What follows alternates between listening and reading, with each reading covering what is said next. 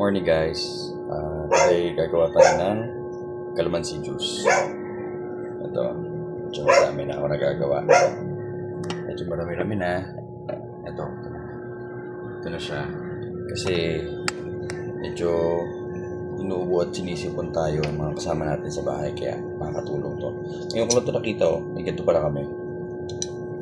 So, isa ko lang silang nilalagay. Ito. Tapos, juicer na natin.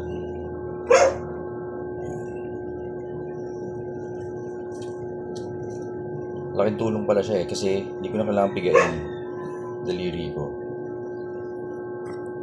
Tapos, tapos na. Mas madali. Durog na durog siya talaga. Kasi kalakalahati, lalagay ko lang dyan. Tapos, yan. Dami siya talagang na-extract. Kaya okay na okay. Yan. Kuhin ko lang to. Tapos, balikan ko kayo mamaya. Bye! So guys, sinasala ko na siya.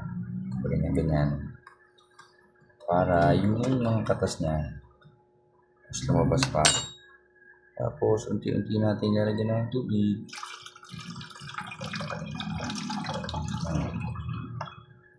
Balikan ko kayo. Bye! Okay guys, ito na. Calamansi juice natin. At may onting honey sa ilalim. Para masarap. Tapos, takpan na natin.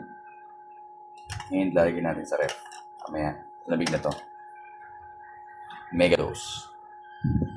Bye-bye!